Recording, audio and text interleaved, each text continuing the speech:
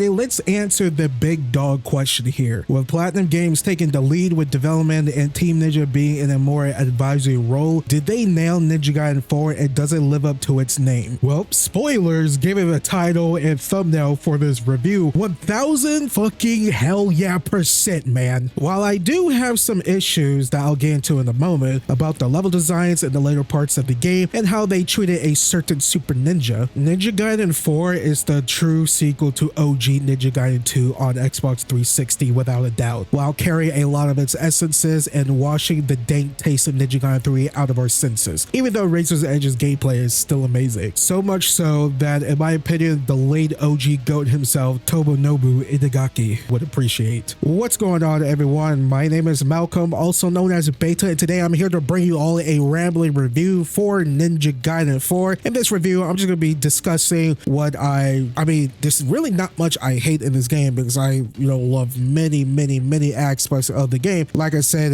a few moments ago, that I do have some issues with the level design and how they treat Ryu, but I'll get to that in a bit. But other than that, it's mostly going to be a glowing positive review for Ninja Gaiden 4 because I just cannot believe that after a little over 12 years that we got a good Ninja Gaiden, another good 3D Ninja Gaiden game. So basically, not counting the remasters like Sigma 2 or 2 Black, which I love a lot, the last good Ninja Gaiden game was OG Ninja Gaiden 2 on 360 back in 2008. That was almost 20 years ago. That was a year before, that was a year before OG Modern Warfare 2 on 360. God Jesus, what a time to be alive that we actually got a phenomenal 3D Ninja Gaiden game that lives up to the hype, to the expectations of what makes Ninja Gaiden. Also, Platinum Games and TJ showing everyone that not every action type game with swordplay needs to be a Souls-like or have Souls-like mechanics be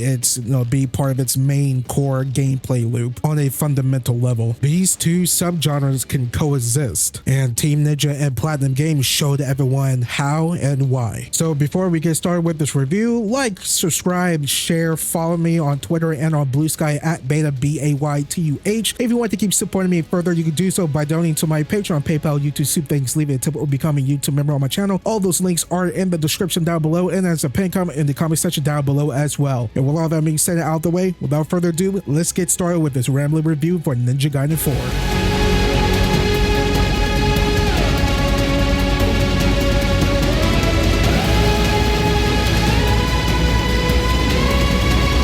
Alrighty, let's start with the negatives. I don't have many of them, but these are a pretty big deal to me. First negative is the level design. This one's actually going to show up in my positives as well because I quite like the first 9 chapters of the game and how they're designed and laid out. But after that, we get into the repetition of going through a lot of the same areas with not many changes, like the lower parts of Sky City, Tokyo, and the Dragon's Maw, which is the DDO command base. This is kind of what happens when the game takes place in legit one main area like Tyron from Ninja Gaiden Black, but segmented like the levels from Ninja Gaiden 2. Difference is though, Ninja Gaiden Black has a lot of distinctly looking areas, even though 99% of the game, like I said, takes place in Tyron. Whether it's Tyron itself, the catacombs, caverns, or the Vigorian Palace, it's mostly different. And don't get me wrong, Ninja Gaiden 4 to a degree has that. It truly does. And I know I'm sounding very contradictory right now, but the thing is, it gets worse when we head to the Dragon's Maw, which is the DDO base, and when we finally get to play as Ryu, because his levels are just Yakumo levels, but told a few years before the start of the game. I mean, shit, if you really think about it, when we play as Yakumo, we are just going through Ryu's campaign, undoing what he had already done in the past in a way. Which brings me to my biggest negative of Ninja Gaiden 4, and why I'm split between giving this game an 8.5 out of 10 and a 9 out of 10, even though I'm leaning more towards the 9 out of 10. As someone who's been a fan since Ninja Gaiden Black, which is still my favorite Ninja Gaiden game overall, mainly because of the nostalgia. Our boy, the super ninja himself, Ryu Hayabusa, man, he was really done dirty in how he's utilized in this game. He's kind of like the Ayane role from Ninja Gaiden Sigma 2 and 3's Razor Edge to a degree. Not from a gameplay or character point of view, mind you, because Ryu is still him in those regards. He's still a fucking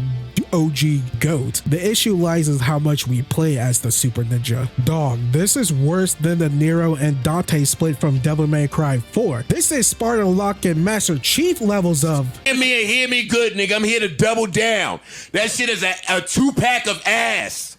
The fuck are you talking about? That shit stinks. From Halo 5 Guardians, even though I like that game a lot. Like, I know it's been well known for months now that Yakumo is the main protagonist for Ninja Gaiden 4, which I don't mind. I like the young Raven Master a lot. I think he's dope, and his playstyle is amazing and different from Ryu. But I'm sorry, man. Ryu Hayabusa is the face of Ninja Gaiden. I don't mind the passing of the torch a little bit, and Yakumo having a lot more chapters than Ryu, but just having Ryu be playable for only 5 chapters, and 2 out of the 5 are just fucking boss fights? I beg your pardon? Nah, I don't like that one bit, dog. And like I said at the time, it's more like an insult to injury now, since you are just going through Yakumo's levels as Ryu. From the Drowned District, you fight the giant fish fiend. You go to the Haunted Pleasure District and you fight the Katsuhide Courtesan. Then, you know, the one that's just a boss fight, you just at the the Fuhaku Sanctum, and you fight the Kubo monster, and that's it. It's literally just Yakumo fights. The only fight that Yakumo doesn't experience is the one he's facing, is the one when Ryu is fighting that giant blue blob monster in the DDO base, but you're still just running through the DDO base. It's the same as ever. Nothing's really that different. I'm not gonna lie though, this honestly would have been a better pill to swallow if Ninja Gaiden 3 wasn't such a big piece of ass stain, but regardless, in my opinion, he should have had way more to do in the game. Hopefully the Two Masters DLC, which comes out in early 2026, fixes this problem, because we know it takes place after the main story of Ninja Gaiden 4, with both Ryu and Yakumo returning, with Ryu having more weapons.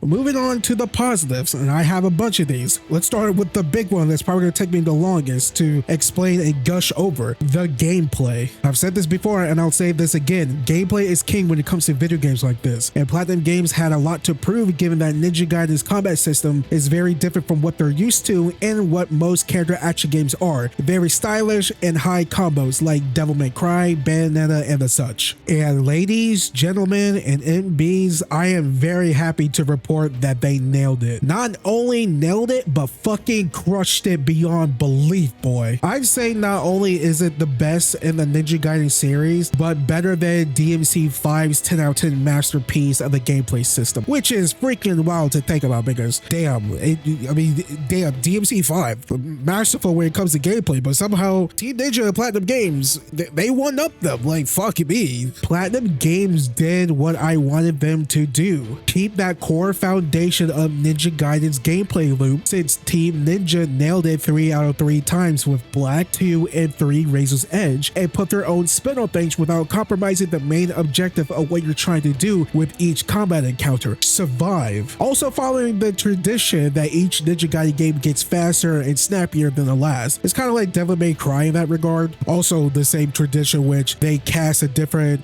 English voice actor for Ryu Hayabusa, which I like a lot. I thought Troy Baker did a really good job in 3. Let's start with Yakumo, the new young master of the Raven clan and main protagonist of this game. His playstyle is very different from Ryu's, focusing more on speed and agility rather than Ryu's brute force strength and precision. He has a total of 9 weapons, 5 normal ones, but 4 of them can have blood ninjutsu alt forms. His dual katanas can turn into a giant Sephiroth sword and the rapier into a giant drill. Both weapons and forms are more suited for those one-on-one or less than 5 enemy fights, while the staff can turn into a giant hammer and assassin's tool into mechanical arms that, I mean, it basically does it all. Like, look at this. Both are great for crowd control, AoEs, and bigger enemies, but the assassin's tool also has powerful range attacks as well. Yakumo can also use the Dark Dragon Blade, which basically gives him Ryu's moveset kit for some odd fucking reason, and not being unique in and of itself. I don't think it's canon, but who knows. I mean, at the end of the game, when you beat the game, it does say that the Dark Dragon Dragon Blade dissipates and disappears from the world. But if you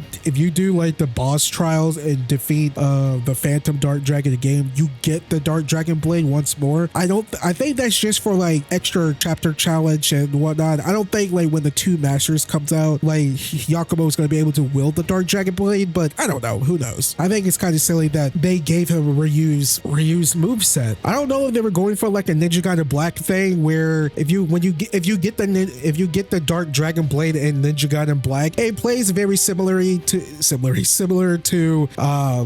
the Diablo. I know it's not called the Diablo. It's like Diablo Hara or whatever. I like calling it the Diablo. It's a more fitting name, but it basically kind of plays exactly like that weapon. It does the exact same thing to a degree, but I don't know. Dope thing is though, each weapon in Blood Raven alt form has their own moveset and combos to further differentiate from each other even more. I also like that each weapon in Blood Raven form have multiple different and unique OTs and charge attacks. Now on to our boy, the Super Ninja Ryu Hayabusa. Unfortunately, he only has the True Dragon Sword as a weapon and 4 Ninpo, Art of the Inferno, Wind Blades, Piercing Void, and Phoenix. Like I said before, he's going to get more weapons in the DLC in early 2026, but this is what we have for now, which makes sense given he's only playable for about 2 hours in the main story towards the end of the game, with of course chapter challenge if you want to play through the whole game as him. But don't get it twisted, our buff daddy is still a fucking force to be reckoned with, even with just one sword. For the most part, Ryu's basic moveset and OTs with the Dragon Sword is about the same as it was in Ninja Gaiden 3 Razor's Edge, but way more streamlined. But the difference is Gleam form, an ascendant stance that truly lets Ryu shine. It's kind of hard to explain. It's like multiple precise, supersonic, fast, and powerful flying swallows bombarding enemies, no matter if it's bosses, crowd control, AoEs. I mean, Gleam is the all-arounder. It just does it all. Also, my favorite Gleam mode is most certainly the UT charge that you could pull off from Ninja Gaiden Black and 2. Instant classic. I'm so happy that they put this in the game as a Gleam mode, I guess, attack moveset, I guess, combo move, which you could chain that into a lot of other moves, which is pretty freaking rad. Not only is Ryu's basic moves more powerful than Yakumo's, but same with his alt stance form as well. It's also faster than some of Yakumo's weapons too. The basic combo chain to Gleam form chain back to basic moves is nutty and I love it. Plus, when you add Ninpo on top of that as well, like freaking damn dude, Platinum Games really did Ryu a lot of justice when it came to his gameplay. Some more new additions to Ninja Gaiden with NG4 are parries, dodges, and of course the perfect versions of each one that allows you to do a quick heavy attack or Gleam/Blood Raven attack that uses the respective gauge to stagger enemies doing certain points and open them up for major damage. I personally like this mechanic more than the counterattack and after image evade system that was in the previous Ninja Gaiden games. Even though the parries are a lot harder to pull off in this game than something like in Sekiro or Stellar Blade,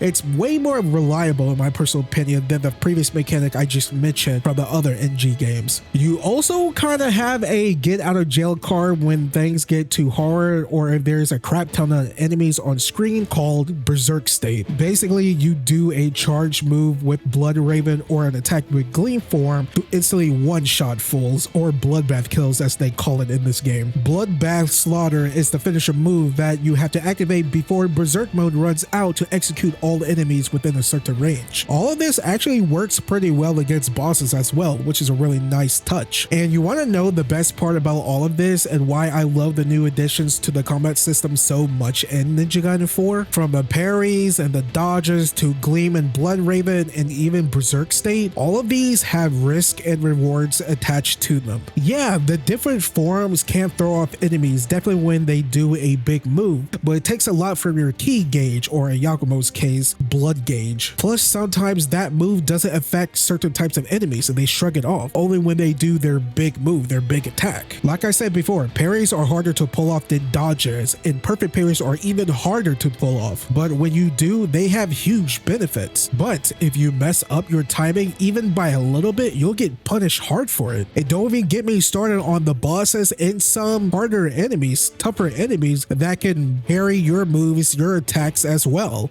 And I'm not just talking about the low level DDO soldiers sword type enemies, but a lot of the tougher yokai enemies and a lot of the tougher DDO officers as well. Like if you keep attacking them and they're blocking and and you're not making any headway, they will parry your next attack, your next move, and punish you hard for that. I played on hard mode the entire time. Enemies are way more aggressive and they pull shit like that constantly all the time. With Berserk State, yeah, you can one-shot enemies, but it doesn't make you invulnerable like Berserk-like states and other character action games do. You can still die, and no, it doesn't heal you when you get kills or when you exit Berserk State. Everything, all these extra tools that have been added in Ninja Gaiden 4 that haven't been in any other Ninja Gaiden games, they're just there to help you survive even the more, I personally think, the even more challenging and aggressive enemies that are in the game, but also looking pretty badass as well. So yeah, from a gameplay point of view, like I said, Ninja Gaiden 4's combat, the gameplay, from the basic moves that Ryu could pull off, even though it's more or less the same as it was in Ninja Gaiden 3 Razor's Edge, still pretty fucking amazing. The new stuff with Yakumo, his basic moves with Blood Raven, the moves and the techniques, the combos and whatnot, you could get really technical and nerdy with a lot of the offensive techniques that you have at your disposal. From Gleam to Blood Raven, with all the perfect parries, perfect dodges, the blocks, the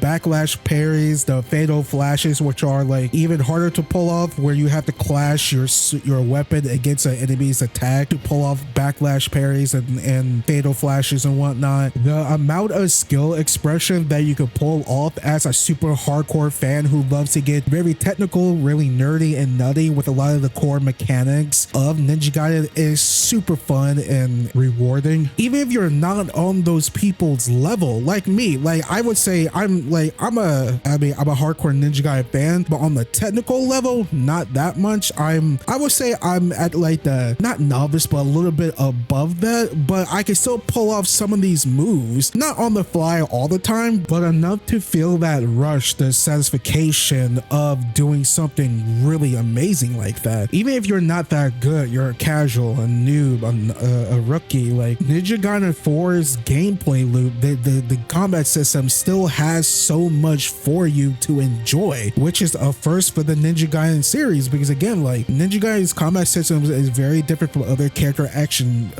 video games, and a lot of them are very much on the easier side. Ninja Gaiden is most certainly known for being a lot harder, you know, for all intents and purposes, the Souls of character action games to a degree. But even so, there's just something here for everyone, from new fans to old fans who like to get technical and nerdy, new fans who are, you know, freaking veterans of the technical and nerdy stuff from like Devil May Cry or Bayonetta and the such, can find satisfaction, gratification when it comes to Ninja Gaiden 4's combat. That's why Ninja Gaiden 4's gameplay is beautiful. It's brutal, very challenging, but also fun and fair and engaging for everyone. And that's why it's a masterpiece beyond belief.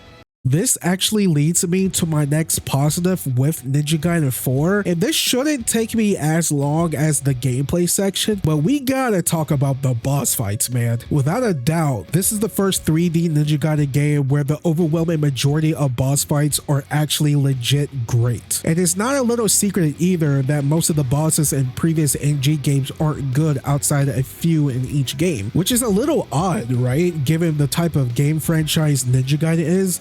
Usually the bosses are the big highlights, but they were really lacking a lot in the previous games. Hell, even a game like Lost Soul Aside has better boss fights, and that game is fucking mid. Like I said before, Ninja Gaiden Black is still my favorite NG game, and I love Ninja Gaiden 2 as well, but outside of Doku, your clone, Elma and Mirai from Black, Genshin, Elizabeth and Zidonius from 2, and the first few fights with the mask guy and the doppelganger boss fight from 3 Razor's Edge, the rest are pretty bad in my opinion. But with Ninja Gaiden 4, all of the bosses range from great to amazing to masterful. There's not one weak link. It just feels like these fights were made with this new combat system in mind, and it feels really good. And the biggest example of that is everything in your arsenal is actually useful for once in these encounters and not just brushed off. Like shurikens, flying swallows, UTs, and Nimpo. It all helps drain the boss's health now. And don't you worry, just because you could do all of that, plus the new mechanics like Gleam and Blood Raven with parries and perfect dodges and all that good jazz with Berserk State, that doesn't make these bosses a pushover. They will still fuck up your day like there's no tomorrow. They are a lot more relentless and aggressive and brutal than previous Ninja Gaiden bosses, and they will most certainly punish you a lot quicker and easier if you give them an opening. I also love that I don't have to slow my playstyle down to play overtly defensive while fighting a boss. I can be super aggressive. The attacks that we exchange back and forth, the speed and how snappy it is, it's so damn fun. I'd say I'm probably gonna do maybe a separate video like ranking all the 3D Ninja Gaiden bosses, but I say for Ninja Gaiden 4, my top 5 favorite bosses are, I mean, come on now, we have to put our boy, our freaking boy, Ryu Hayabusa as number 1.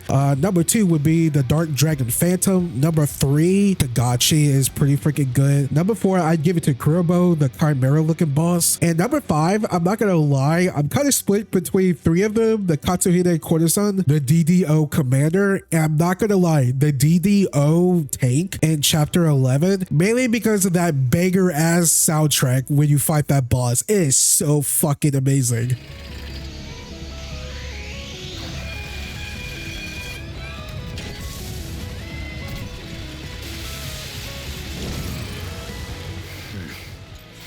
Bring it on. Alrighty, this one should be short and sweet. The characters and story. Are they good? Yes, but barely. Well, that's nothing new for Ninja Gaiden or 99% of character action games outside of the old God of War games. For me at least, for the characters and story to get a passing grade in games like this, in my eyes, it just needs to be entertaining. I mean, the main story is about Yakumo destroying the Dark Dragon once and for all after being easily convinced by Sayori, the Dark Dragon Priestess, that he needs to break all of the Dark Dragon seals that she put up with Ryu's help that has been keeping the Dark Dragon at bay. It's basically a shonen battle anime plot with shonen battle anime characters and writing, and I like it a lot. Silly but fun. Yakumo's character fits really well with Ninja Gaiden, and I do enjoy the back and forth between him and Sayori. Heck, even with Umi, who seems like a little sister figure, and Tyrant, his martial arts teacher. Misaki though, Misaki can get fucked. I don't care about that guy. I don't like his character one bit. Mainly because they redid the Cliff plotline from Ninja Gaiden 3, which I really hate that game a lot. While I don't like how Ryu was used in the game, I do like how much his character has grown since Ninja Gaiden 2 and 3, and even with the stupid shenanigans from Dead or Alive 6. Oh Jesus, that game. He's a lot older now, probably in his early to mid 30s, and he also has that mature, wise shinobi vibe going on with him, like Genshin did back in Ninja Gaiden 2. And Ayane, I mean, she's looking super fine as always, cosplaying Motoko Kusanagi this time around. Overall, I wanted to see the badass character do badass things and interact with the characters and the world around him, and I got that, and it was really fun and enjoyable. Do you really plan on keeping this up? Fuck off. Alrighty, last thing to do is random rambles. It's just where I do some rapid fire about more stuff that I like or feel indifferent on. We don't need to go into like too much in depth and whatnot like the other topics, but here we are. Circling back on what I was talking about earlier with the level design, me not liking the level design in the later part of the game. It's mainly chapter 11 and onward, which is basically the DDO stuff and the repetition of Ryu just going through Yakumo's levels again. So yeah, I actually really like the level design in the first 9 to 10 chapters of the game. I love the look and the aesthetic of Sky City Tokyo. It going back to that near future, now cyberpunk era futuristic look for Tokyo, which they got rid of for Ninja Gaiden 3 for some odd reason. I'm glad they brought that aesthetic back. It looks better than ever. I like Fuhaku Sanctum. I like the look of that as well. And going down to the drowned district of Tokyo and exploring a little bit the Fiend realm with the realm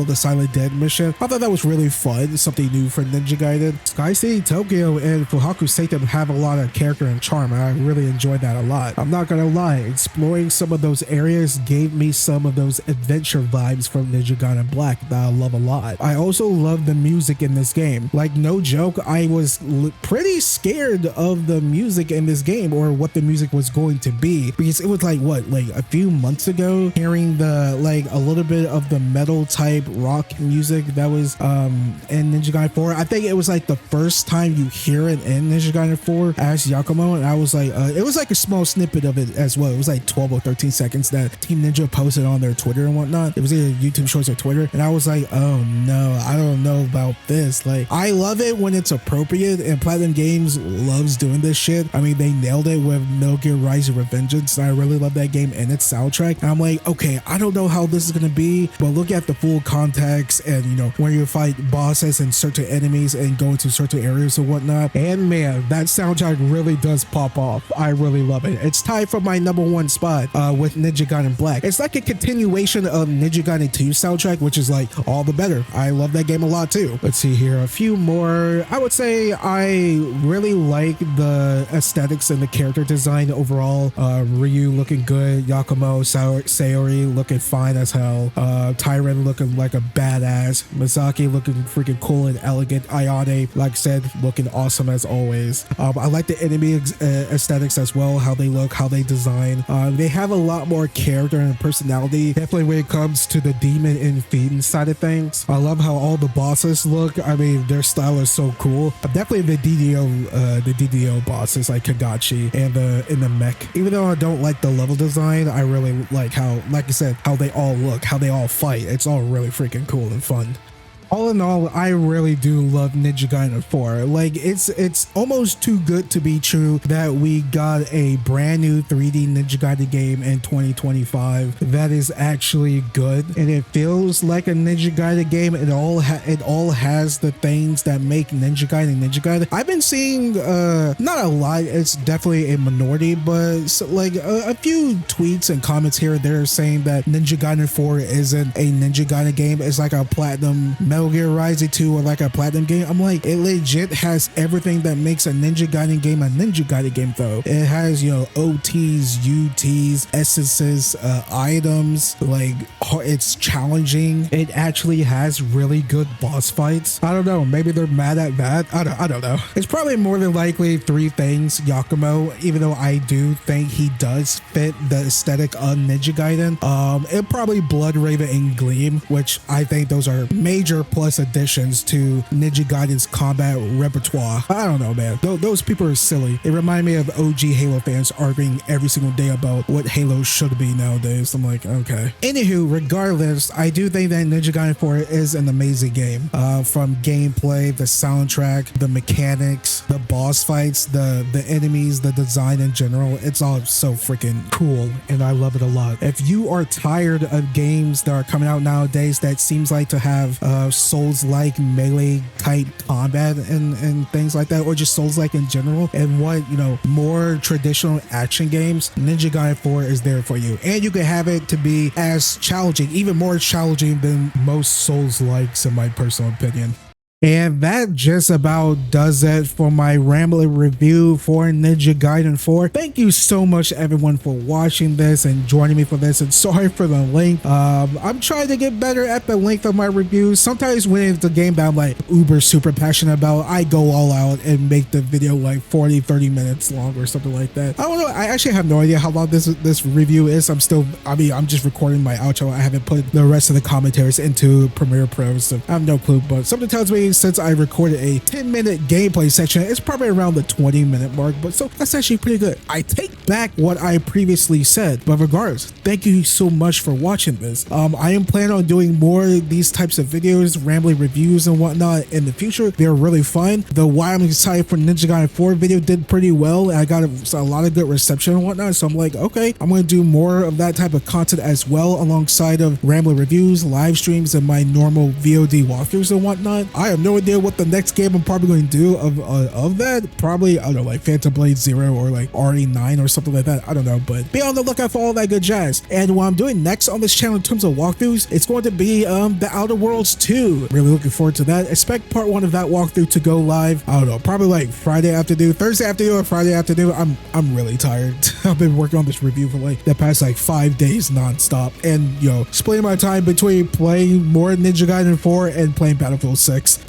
So yeah, be on the lookout for that. And I think in early November, that's when Unbeatable comes out. That rhythm beat 'em up game, the amount of time I put into the demo on PS5, man, I cannot freaking wait for the full release of that game. Then what? After that, it's like mid-November, like the week before Thanksgiving is Black Ops 7. I'll be doing content with that game. Then I think that's about it until like early December, and we get Octopath Traveler 0, which is probably be our last walkthrough of the year, unless I do some catch-up games, some catch-up walkthroughs like Silent Hill F and Borderlands 4, but those are the only two. We'll see about that. There's a question marks on both of those. But yeah, I still got lots of content coming out from now to the end of 2025. Make sure you're all subscribed, have the notification bell turned on, and make sure you set those notifications to all so you don't miss out on anything I post this channel. Like I said, everyone, thank you for watching this and joining me. Jesus, I paused right there. Thank you all for watching this and joining me on this rambling review once more for Ninja Gaiden 4. If you guys like what you saw, please like, subscribe, share, follow me on Twitter and on Blue Sky at Baytuh, Baytuh. If you want to support me further, I got donations links to my Patreon, PayPal, YouTube Super Thanks. Leave it until we'll become a YouTube member on my channel and the description down below, and that's a pinned comment in the comment section down below as well. And with all that being said, my name is Malcolm, also known as Baytuh, and I'll catch you guys all next time. Peace and thank you all for watching.